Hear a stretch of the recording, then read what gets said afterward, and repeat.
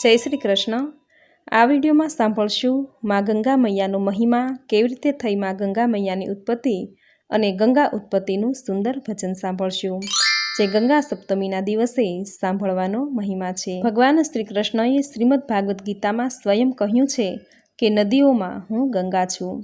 પૂર્ણ પુરુષોત્તમ નારાયણે ગંગા મૈયાને પોતાનું સ્વરૂપ કહ્યું છે। ગંગા મૈયાનું દર્શન એટલે સાક્ષાત પૂર્ણ પુરુષોત્તમ નારાયણના જ દર્શન। આપણા શાસ્ત્રો, મહાન સંતો, મુનિઓ, વિદ્વાનો ત્યાં સુધી કહે છે કે ગંગા મૈયાની સૌથી મોટી ભેટ એ ભીષ્મ પિતામહ છે। શાંતનુ અને ગંગા મૈયાનું 8મું સંતાન એ ભીષ્મ હતા। ભીષ્મએ કર્તવ્ય પથની રાહ સમસ્ત જન સમુદાયને શીખવી છે। ગંગાના તીરે અગણિત તીર્થ આવેલા છે। કહેવાય છે કે જેટલા તીર્થ ગંગા કિનારે આવેલા છે તેટલા બીજી કોઈ નદીના કિનારે નથી આવેલા। નર્મદાને તરુણ નદી કહેવામાં આવે છે, એટલે યુવાન વયે યોગીઓ નર્મદા નદીના તીરે જપ તપ કરે છે, પણ વૃદ્ધાવસ્થા તો ગંગા નદીના તીરે જ વસવાટ કરે છે। પ્રયાગરાજ આગળ ગંગા, યમુના, સરસ્વતીનો ત્રિવેણી સંગમ રચાય છે। ગંગા નદીનું નીર ધોળું છે, જ્યારે યમુનાનું નીર શ્યામ છે। ગંગા અને યમુનાનું જ્યારે મિલન થાય ત્યારે યમુનાનું શ્યામ જળ પણ ગંગા મૈયા સાથે મળી શ્વેત રંગનું થઈ જાય છે। ગંગા મૈયાના જળમાં રોગ નિવારણની ગજબ શક્તિ રહેલી છે। જયપુરના મહારાજા જ્યારે વિદેશ ગયેલા ત્યારે 3-4 મહિના ચાલે તેટલું ગંગાજળ સાથે લઈ ગયા હતા, કારણ કે તેમાં રોગ નિવારણની શક્તિ ગજબની રહેલી છે। ગંગાનું જળ પણ સફેદ અને પથ્થર પણ સફેદ। કવિ કાલિદાસે રઘુવંશના 13મા સર્ગમાં કહ્યું છે કે રામે સીતાને કહ્યું, હે પ્રિયે, કાળા જળવાળી યમુનાથી સંગમ પામેલા આ ગંગા જાણે ભસ્મ લેપન કરાયેલી શિવની શ્વેત કાયા કાળા સર્પના આભૂષણોથી યુક્ત હોય તેવી શોભે છે। તો મિત્રો, આ હતો પતિત પાવન એવા ગંગા મૈયાનો મહિમા। હવે સાંભળશું માં ગંગા મૈયાની ઉત્પત્તિ કેવી રીતે થઈ તેની કથા। શ્રીમદ ભાગવતમાં આ કથા વર્ણવેલી છે। સૂર્યવંશી રાજા બાહુ થઈ ગયો। બાહુનો પુત્ર સગર થયો અને સગરના 60,000 પુત્રો હતા। સગરે પૃથ્વી ઉપર ચક્રવર્તી રાજા થવાના સંકલ્પથી 100 યજ્ઞ કરવાનો સંકલ્પ કર્યો। સગરના 99 યજ્ઞો નિર્વિઘ્ને પૂર્ણ થયા, પણ 100મા યજ્ઞને સંપૂર્ણ કરવા માટે યજ્ઞના ઘોડાને પૃથ્વી ઉપર છૂટો મૂકવાનું વિધાન હોય છે।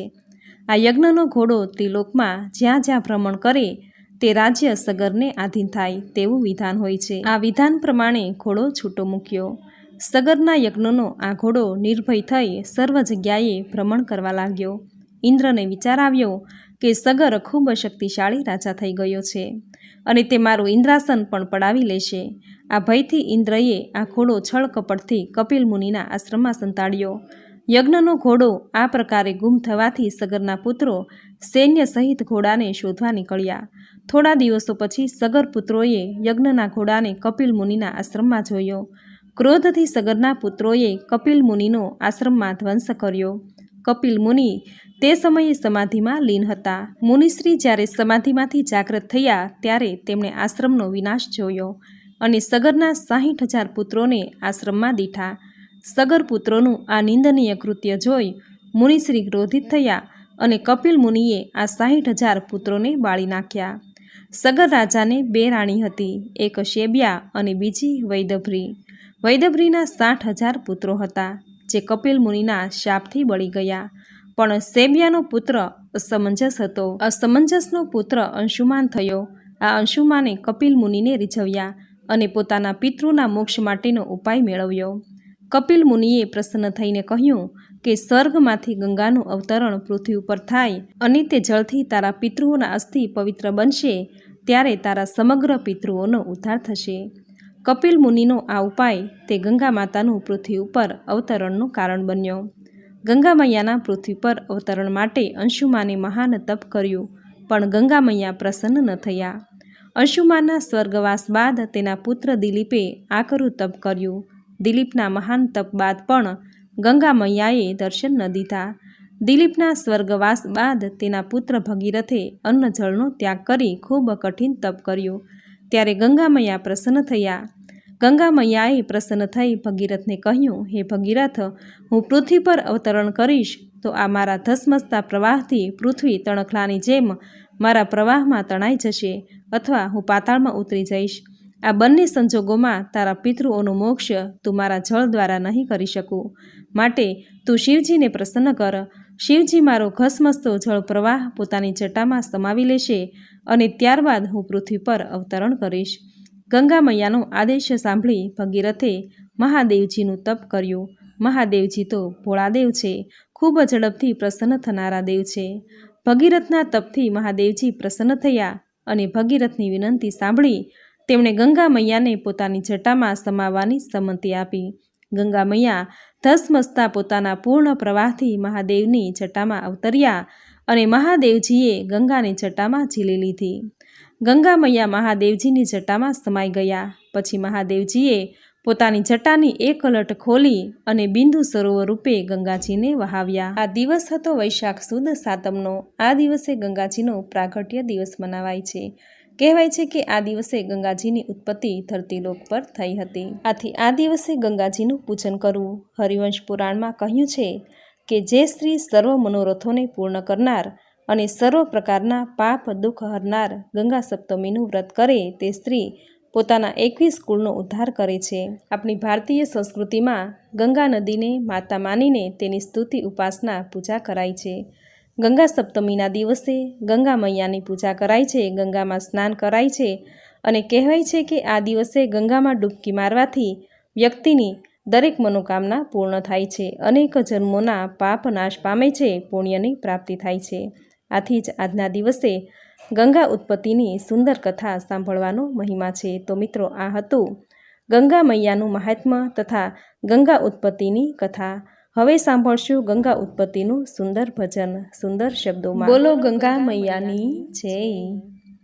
ગંગા ઉત્પત્તિ તમે સાંભળો રે, ગાવો ગંગાજીના ગુણ મારા વાલા.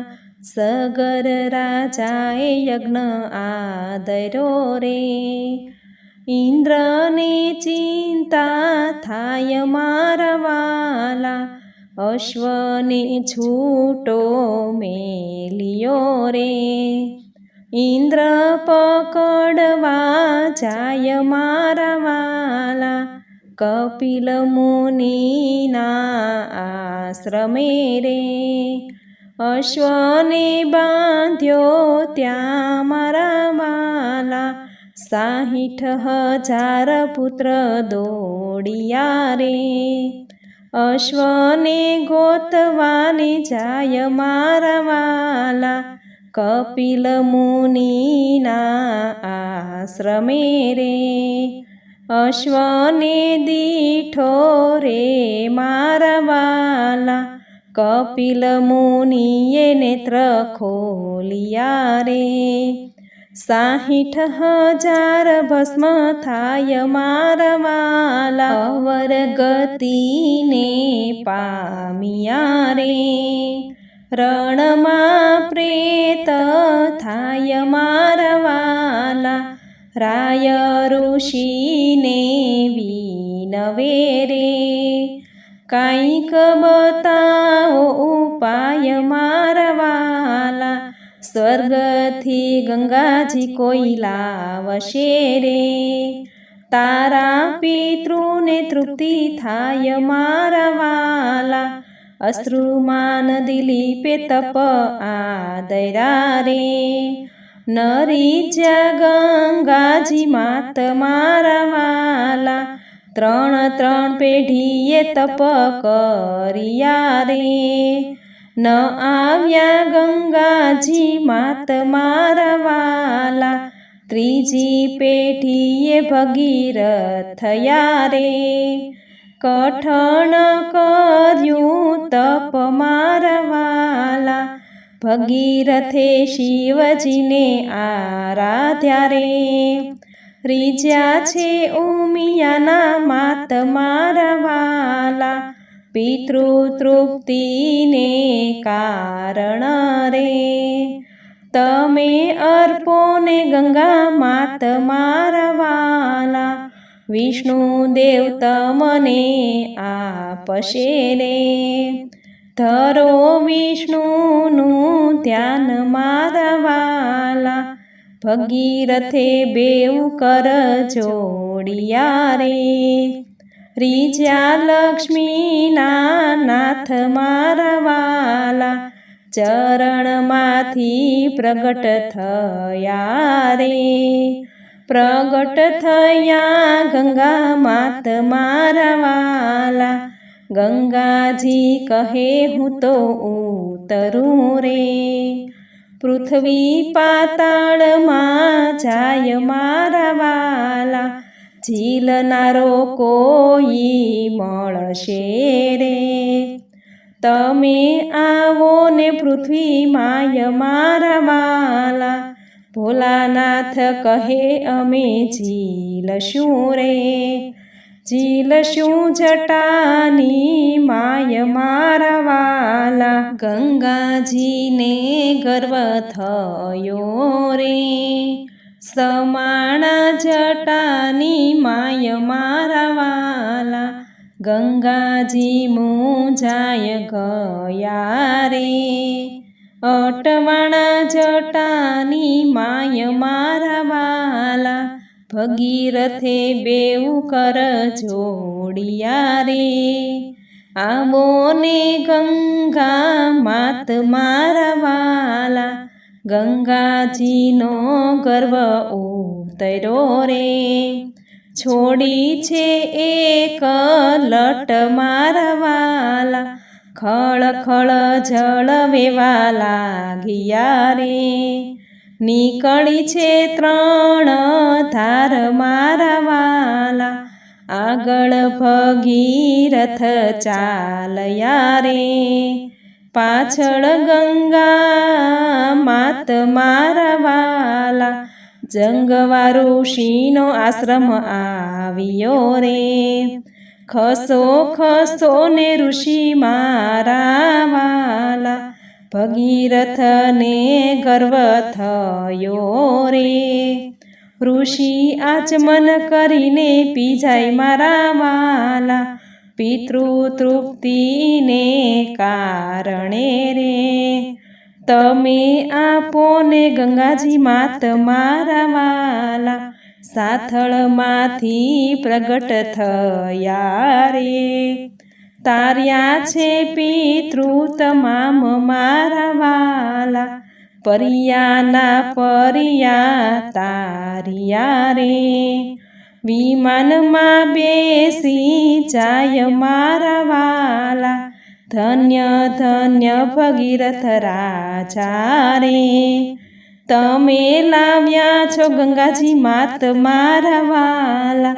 ગંગોત્રીથી પ્રગટ થાય રે ત્યાંથી ગંગા સાગરમાં જાય મારા વાલા ગંગા ઉત્પત્તિ કોઈ સાંભળે રે પિતૃને તૃપ્તિ થાય મારા વાલા ગાય શીખે ને સાંભળે રે નિત્ય ગંગાજીમાં નાય મારા વાલા ગંગા ઉત્પત્તિ તમે સાંભળો રે ગાવો ગંગાના ગુણ મારા વાલા ગાવો ગંગાના ગુણ મારા વાલા બોલો ગંગા મૈયાની જય તો મિત્રો આ હતું ગંગા મૈયાનું મહાત્મ્ય ગંગા ઉત્પત્તિની કથા અને ગંગા ઉત્પત્તિનું સુંદર ભજન સુંદર શબ્દોમાં આજે વૈશાખ મહિનાની સુદ પક્ષની સપ્તમી તિથિ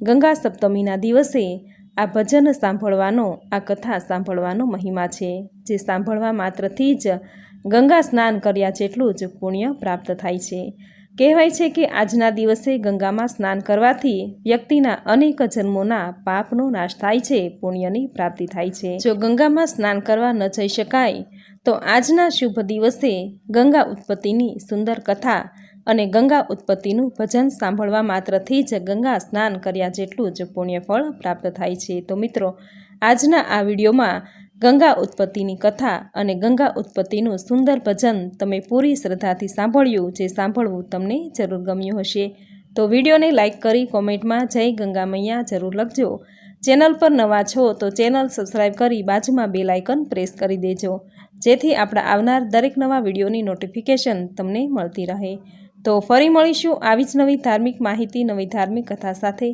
ત્યાં સુધી આપ સૌને મારા જય શ્રી કૃષ્ણ.